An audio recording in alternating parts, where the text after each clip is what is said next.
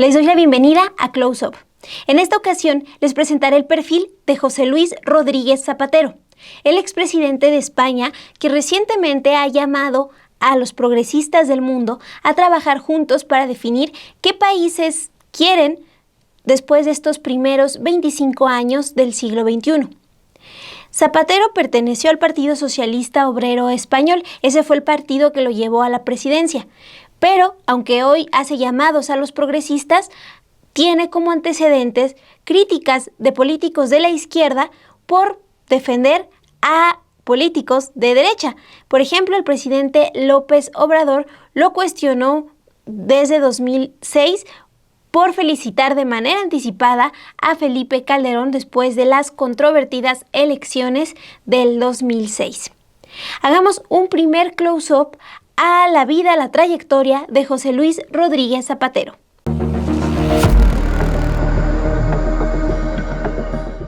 José Luis Rodríguez Zapatero nació en Valladolid, España, el 4 de agosto de 1960. Tiene 65 años de edad. Fue el presidente del gobierno de España entre el 2004 y el 2011. También fue el secretario general del Partido Socialista Obrero Español entre el 2000 y el 2012. Antes ejerció varios años en el Congreso de ese país. El 17 de abril de este 2026, Zapatero participó en la Cumbre Movilización Global Progresista que se realizó en Barcelona, España, a la par de que los presidentes Pedro Sánchez, el presidente de España, Lula da Silva, el presidente de Brasil, y Gustavo Petro de Colombia, junto a la presidenta Claudia Sheinbaum, participaban en la Cumbre por la Democracia. Durante la sesión plenaria de la Cumbre Movilización Global Progresista, José Luis Rodríguez Zapatero llamó a todos los progresistas del mundo. Dijo lo siguiente: quizá esta sea la cumbre progresista internacional más importante de este siglo por la movilización, por la participación de más de 50 países, organizaciones y expertos por el liderazgo. Para Zapatero, esta cumbre se realizó en un momento oportuno, porque dijo: vamos a decidir y nos estamos jugando qué siglo XXI queremos después de estos primeros 25 años. A la par, los presidentes Pedro Sánchez, Lula da Silva y Gustavo Petro y la presidenta Claudia Sheinbaum hablaban de cómo reforzar un frente progresista ante el ascenso de la derecha a nivel internacional. Pero 10 años atrás, antes de coincidir en esta postura progresista del gobierno de México, en 2006, el posicionamiento de José Luis Rodríguez Zapatero como presidente del gobierno de España ante los resultados electorales en México fue controversial. Recuerden que en la elección del 2 de julio del 2006 compitieron el candidato del Partido Acción Nacional, Felipe Calderón, y el del Partido de la Revolución Democrática, Andrés Manuel López Obrador. López Obrador y sus seguidores denunciaron un fraude electoral con protestas masivas y con un plantón instalado en la Avenida Reforma de la Ciudad de México. Con estas protestas exigieron el conteo de votos porque la diferencia que en ese entonces reportaba el Instituto Federal Electoral fue de 0.56% de votos. El 7 de julio del 2006, menos de una semana después de este proceso electoral tan cuestionado y antes de que el Tribunal Electoral declarara a un ganador oficial, el entonces presidente de España, José Luis Rodríguez Zapatero, se comunicó con Felipe Calderón, el candidato de la derecha, para felicitarlo y reconocer su triunfo. En esa ocasión, fuentes de su administración argumentaron a la agencia de noticias Europa Press que lo hizo como una muestra de interés para reforzar la relación bilateral, y horas después de que el Instituto Federal Electoral anunció que Calderón sumó más votos. El equipo de Rodríguez Zapatero también argumentó que felicitó a Felipe Calderón después de saber que otros presidentes ya lo habían hecho. Y es que ya con el presidente estadounidense George Bush y el colombiano Álvaro Uribe, Rodríguez Zapatero se sumó a los presidentes que reconocieron como ganador a Felipe Calderón, pese a las dudas e irregularidades que en ese momento se exponían en México. La coalición con la que compitió Andrés Manuel López Obrador, formada por el PRD, el Partido del Trabajo y Convergencia, se pronunció en contra. Consideró que la actitud del gobierno español fue apresurada e inoportuna y la calificaron como una manera de interferir en el proceso legal que, como les explicaba, todavía debía ser validado por el Tribunal Electoral.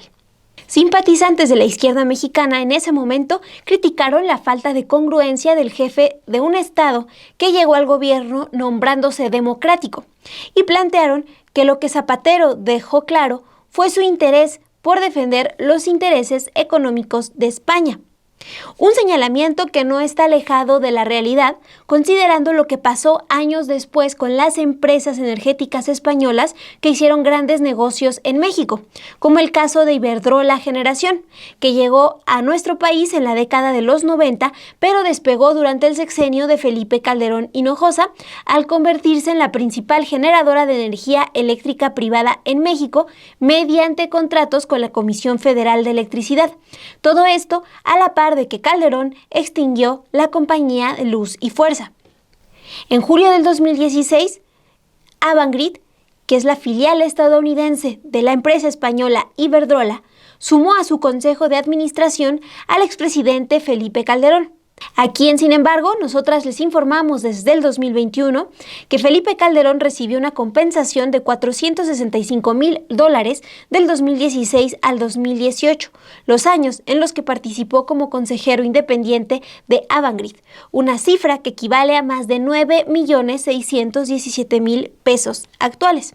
Juan Carlos Monedero, cofundador del partido Podemos y amigo del expresidente Zapatero, opina en entrevista que si bien Zapatero defiende causas de izquierda, lo ha hecho desde una postura moderada. Por eso, es impensable que se pronuncie contra gobiernos como los del expresidente Felipe Calderón y Enrique Peña Nieto. Claro, no va a ser fácil que, por ejemplo, él cuestione a un personaje como Felipe Calderón, ¿no? Y que públicamente diga que le parece mal que Iberdrola lo contratara, porque es un insulto que una empresa multinacional compre los servicios de un presidente que tiene información cualificada que puede beneficiar a esa compañía. Él nunca va a criticar eso, ni va a criticar que la mano derecha de Felipe Calderón era un narco, ¿no? Ni va a entrar a cuestionar la corrupción de Peña Nieto. Entonces, bueno, digamos que es lo más progresista que puede dar la socialdemocracia realmente existente. Él se mueve dentro de lo tolerable, sin que ninguna fiebre izquierdista le saque de ese lugar moderado que le corresponde a la socialdemocracia. Pero regresemos a la felicitación de Zapatero en 2006. Desde España, la coalición de partidos Izquierda Unida pidió explicaciones formales al gobierno en el Congreso. Cuestionó cuáles fueron los motivos para una felicitación tan rápida cuando sabían que la situación en México era de extrema delicadeza y criticaron que Zapatero no esperara a que se resolvieran las impugnaciones legales. Durante su sexenio, Felipe Calderón y Zapatero mantuvieron al menos 3 encuentros bilaterales. Ya como presidente, y desde sus conferencias matutinas en Palacio Nacional, Andrés Manuel López Obrador mencionó a José Luis Rodríguez Zapatero en varias ocasiones. El 9 de noviembre del 2020 calificó como una imprudencia que Zapatero felicitara a Felipe Calderón antes del cómputo del Tribunal Electoral. Esta opinión la dio a unos días de la elección en Estados Unidos, en la que fue electo Joe Biden como presidente. Vamos a tener siempre una muy buena relación, o procurar una muy buena relación con el gobierno de Estados Unidos, pero no nos vamos a meter. Eso de pronunciarnos, pues es como si fuésemos nosotros jueces electorales. Entonces, ¿por qué tanta ansia, tanta desesperación? Prudencia, Claro, lo mismo, ¿no? Los opositores nuestros, ¿no? Pues aprovechan para decir que no estamos haciendo bien las cosas. No, estamos actuando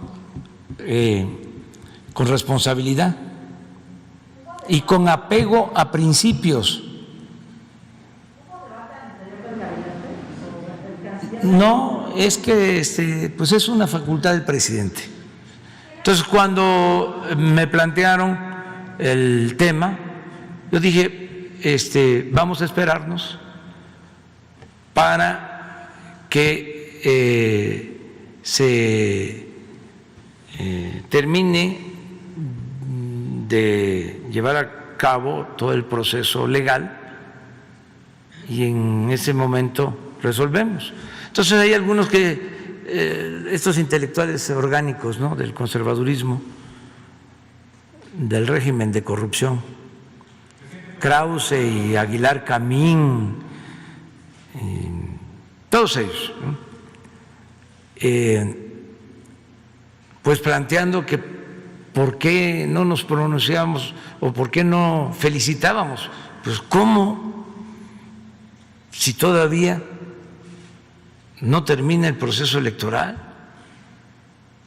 Además, nosotros venimos de una lucha, no quiero que se compare, porque el esperar no significa el que nosotros vamos a estar avalando de que hubo fraude. Eso no lo sabemos ni nos corresponde, eso lo tiene que resolver, repito, la autoridad competente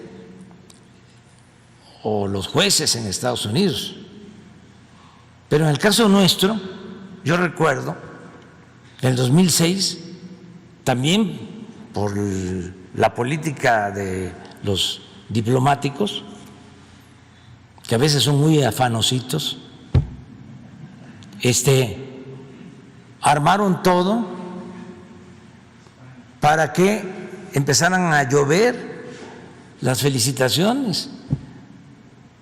Y se dio el caso que todavía no se contaban los votos, no había una decisión en México y el presidente Zapatero ya estaba felicitando a Calderón. Una imprudencia. Entonces, ¿por qué no esperar? ¿Cuál es la prisa? Meses antes, en febrero del 2020, Rodríguez Zapatero ya se había pronunciado sobre el gobierno de Andrés Manuel López Obrador. Dijo que estaba logrando lo que prometió, transformar a México. Esto lo dijo durante la primera asamblea de legisladores que impulsan la Cuarta Transformación. Ahí planteó que López Obrador está haciendo una transformación en el ámbito de los derechos sociales, de la lucha por la institucionalidad, en el ámbito de la política fiscal y está cambiando México. Están protagonizando un momento histórico para México, de lo que esta generación de legisladores, de transformadores, representa ya, quedará en la historia de México. Condicionará la vida de millones y millones de personas que vienen detrás. Tener conciencia de eso. Cuarta transformación.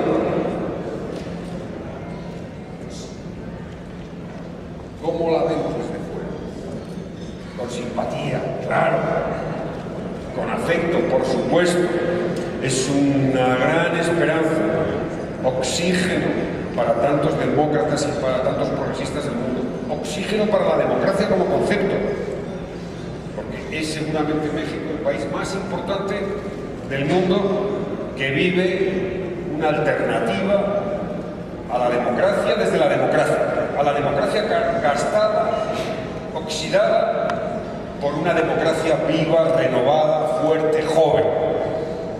Y por tanto la experiencia es extraordinaria.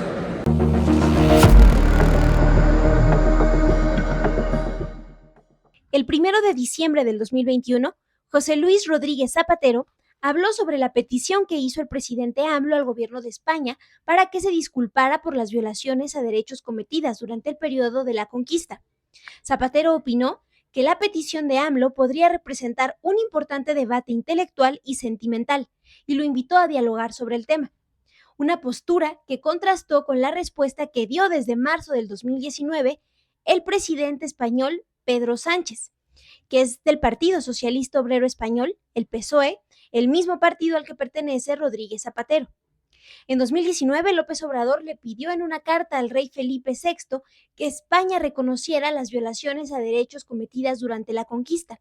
También le pidió que se disculpara para que en 2021 se describiera ese año como el de la reconciliación histórica. Pero la disculpa no llegó. De hecho, en 2019, Pedro Sánchez lamentó que se hiciera pública la carta que López Obrador envió al rey de España y respondió lo siguiente: el gobierno de España lamenta profundamente que se haya hecho pública la carta del presidente de los Estados Unidos mexicanos, una carta que dirigió a Su Majestad, el Rey, el pasado 1 de marzo, cuyo contenido rechazamos con toda firmeza. Desde entonces, la relación entre el gobierno de México y España cambió. Algo que sorprendió, porque solo 2 meses antes, en enero del 2019, Sánchez fue la primera visita oficial del presidente López Obrador, y en esa visita destacó los lazos que unen a ambos países, como la recepción de miles de personas que llegaron exiliadas a México huyendo de la Guerra Civil Española, una política impulsada por el expresidente Lázaro Cárdenas. Actualmente, Pedro Sánchez y Zapatero, representantes de la izquierda española, han reforzado su relación con el gobierno de México. Pedro Sánchez pasó de calificar de inaceptable el que Sheinbaum no invitó al rey Felipe VI a su toma de posesión en 2024 a asegurar que trabajarán para estrechar los lazos culturales, económicos y sociales con México. Esto lo dijo en el marco de la reunión en defensa de la democracia realizada el 18 de abril del 2026. Mientras que en la cumbre Movilización Global en la que participó Zapatero, describió a México como un referente de movimientos progresistas en América Latina. En mayo del 2025, con Claudia Sheinbaum como presidenta, Zapatero visitó México para participar en un foro organizado por la Universidad Nacional Autónoma de México y se reunió con el secretario de Educación Pública, Mario Delgado, y con el entonces canciller Juan Ramón de la Fuente. En los encuentros, Rodríguez Zapatero reconoció el trabajo de la presidenta Claudia Sheinbaum. En el seminario de la UNAM sobre buen gobierno en el que participó, Rodríguez Zapatero destacó los altos niveles de aceptación de la presidenta en comparación con otras funcionarias y funcionarios del mundo. Yo creo en la democracia. Creo en el poder democrático. Es más, creo que el poder democrático es el poder más legítimo y que actúa con más nobleza frente a todos los demás poderes que he conocido.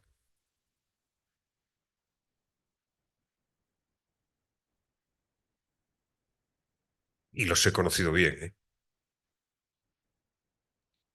Y les tengo que inspirar una fe en la democracia.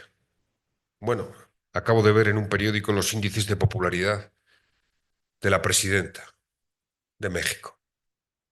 Son espectaculares. No hay nadie en el mundo que tenga esos índices de popularidad, con lo cual se desmiente la teoría de que estamos en un momento donde se genera desconfianza por los gobernantes. No, no todos, ¿eh? Hay gobernantes que generan gran confianza, como es la presidenta de México. 80%. Yo no recuerdo esos índices de aprobación después ya de unos cuantos meses. Desde el sexenio pasado, Rodríguez Zapatero mostró su respaldo al gobierno de Morena que encabezaba a López Obrador, quien también reconoció su trabajo. Hagamos un segundo close-up de lo que representó en España el trabajo del expresidente Rodríguez Zapatero y para entender qué tan trascendente es su labor en la izquierda a nivel internacional.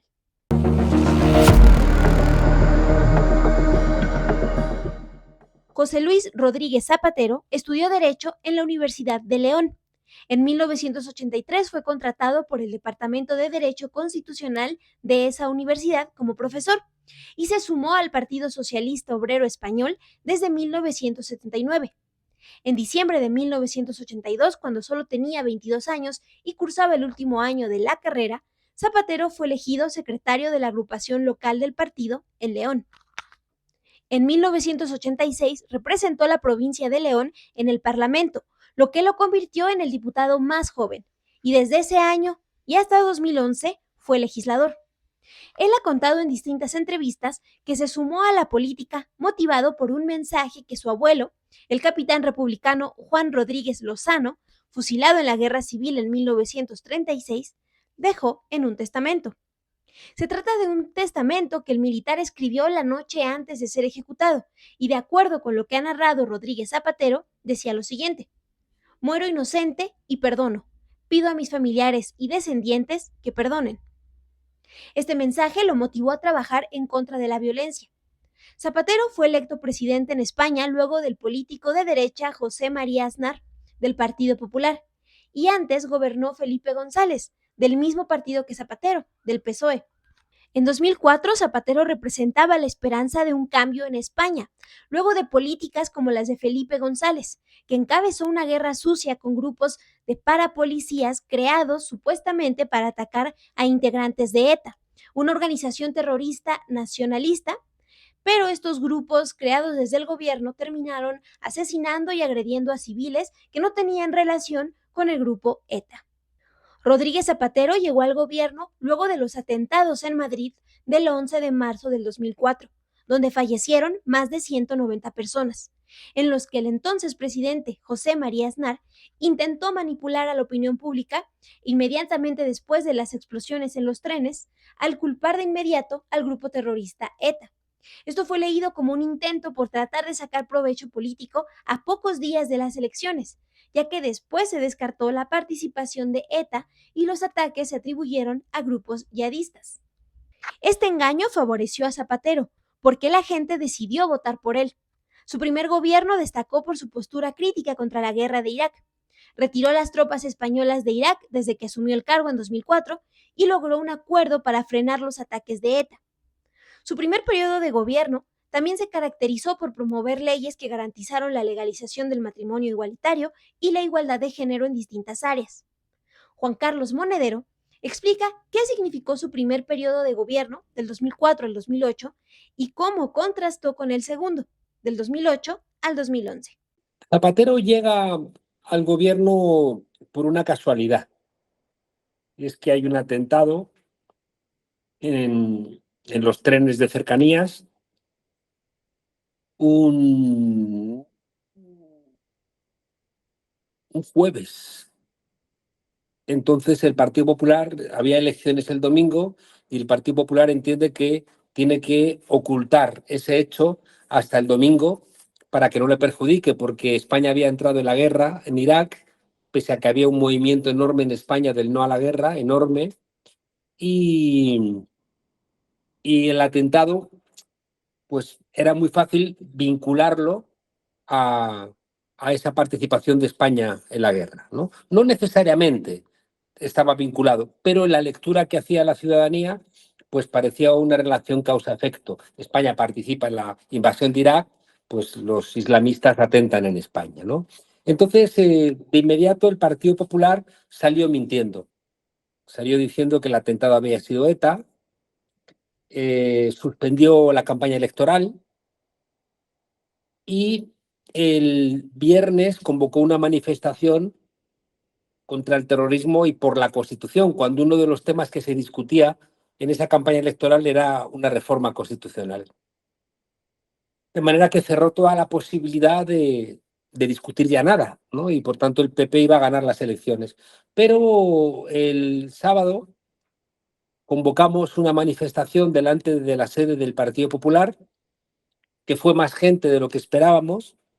Había medios de comunicación internacionales que empezaron a informar de que había ahí manifestantes que decían queremos la verdad antes de votar. La conclusión fue que esa misma noche tuvo que salir el ministro del Interior reconociendo que no había sido Al-Qaeda, sino que había sido ETA. Y eso dio un giro de, no está cuantificado, pero entre 500.000 y 800.000, 900.000 votos cambiaron ese día. y ganó Rodríguez Zapatero las elecciones.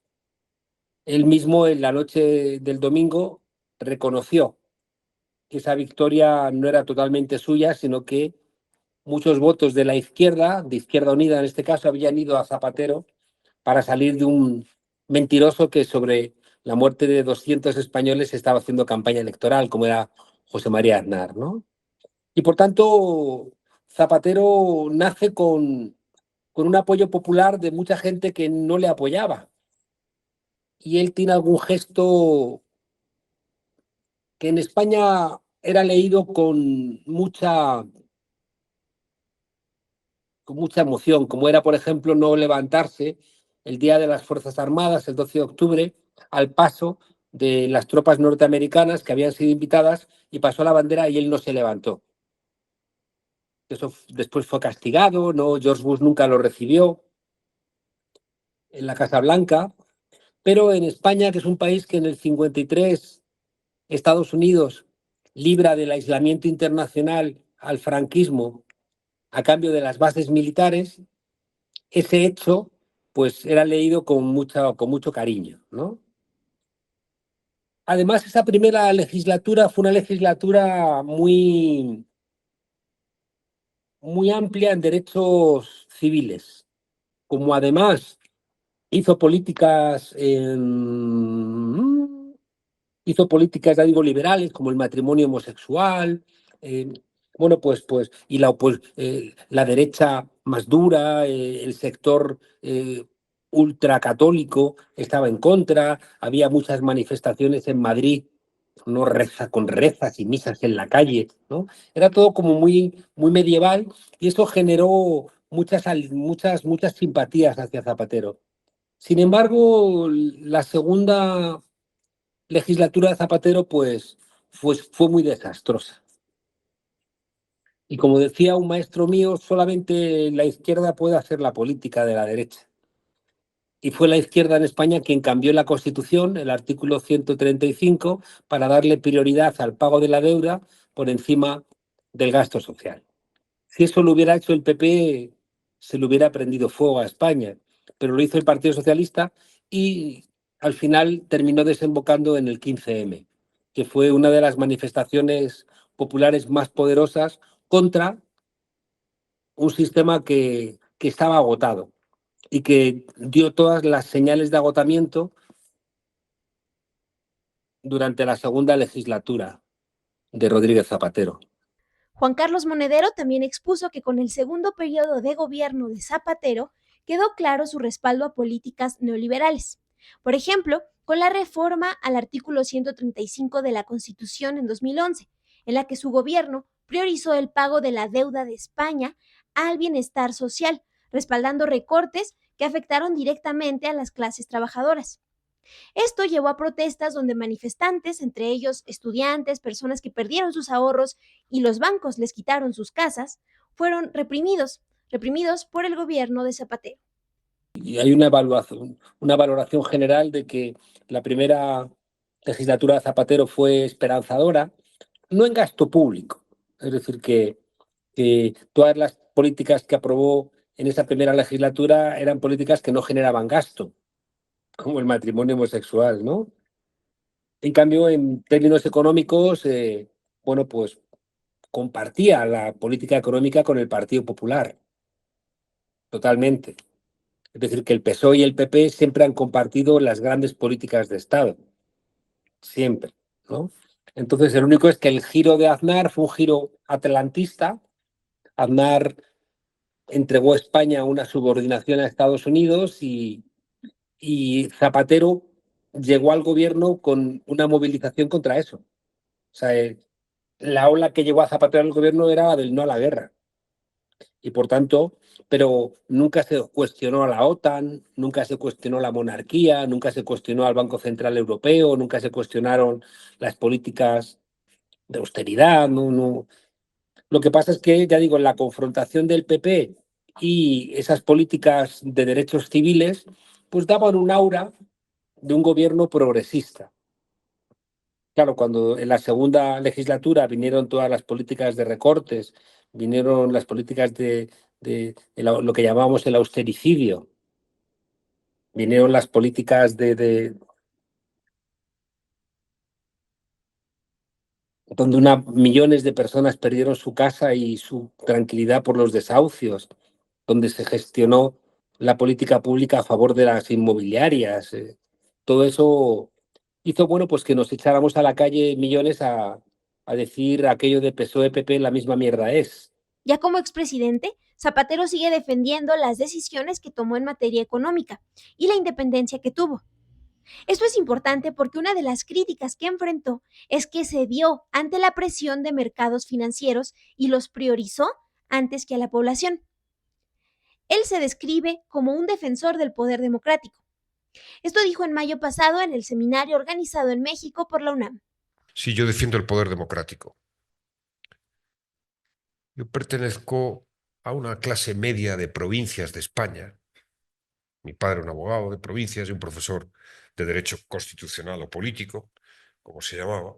Y sí, me propuse ser presidente de gobierno. Sí, no tenía ninguna familia de respaldo económico, ni político, ni... No, más bien al contrario. Sin embargo, me lo propuse y fui, democráticamente.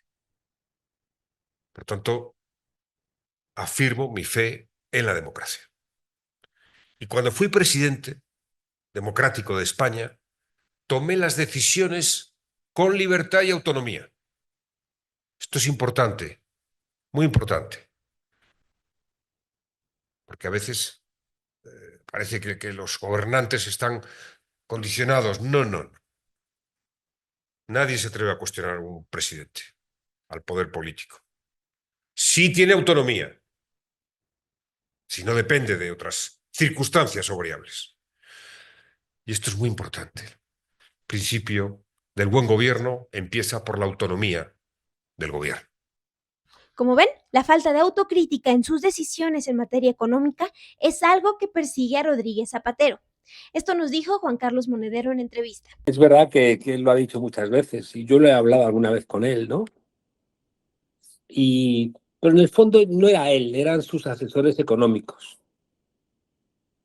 que también eran muy neoliberales.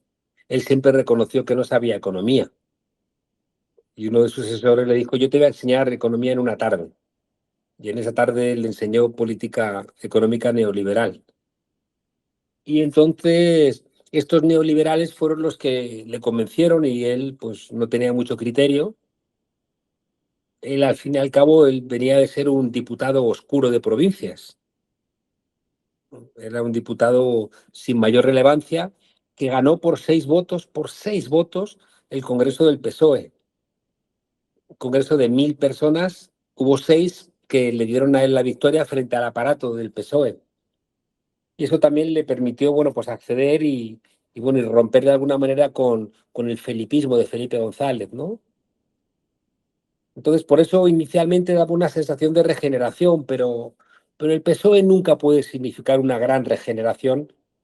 Puede parecerlo en los discursos, pero en la práctica no, porque el PSOE como el PP son los dos pilares del sistema político español reconstruido tras la muerte de Franco por los propios franquistas.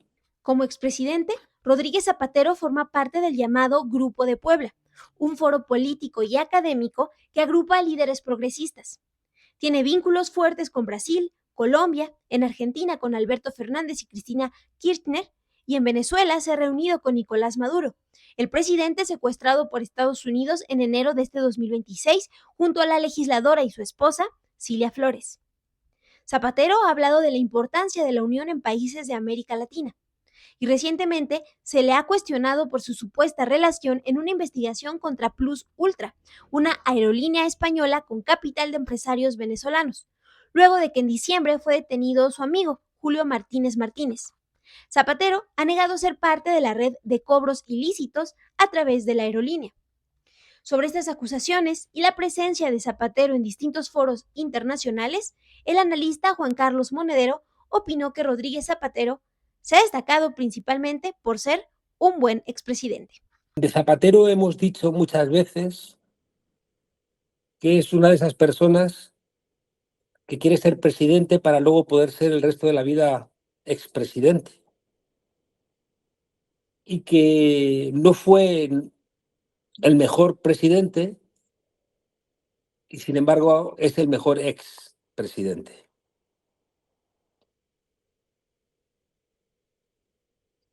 Porque es una persona que no se ha recluido en espacios opacos, cerrados, como Aznar o como Felipe González. Ha seguido defendiendo causas progresistas, ha trabajado por el diálogo entre el PSOE y las fuerzas políticas a la izquierda del PSOE. Ha tenido una posición muy abierta con los gobiernos progresistas de América Latina. No se ha plegado a los intereses de los Estados Unidos, ha criticado el comportamiento de Israel. Es decir, es un buen expresidente. Y como un expresidente crítico con la derecha nacional, europea y global, pues también es víctima de ataques. Y por tanto,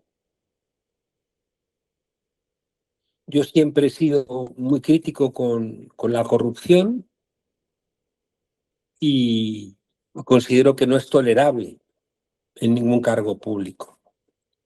Y en tanto en cuanto no haya pruebas que demuestren que él haya tenido ningún comportamiento ilegal o incluso ilegítimo, pues creo que tiene derecho a la presunción de inocencia, y ya digo, y no hay que olvidar que los ataques que recibe la izquierda siempre son por una derecha que no soporta que exista nadie que tenga un modelo de país diferente.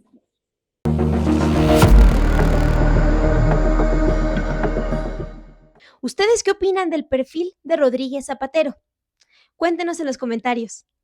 Soy Montserrat Antunes, me despido y nos vemos la próxima semana aquí en Close Up desde Sin embargo al aire.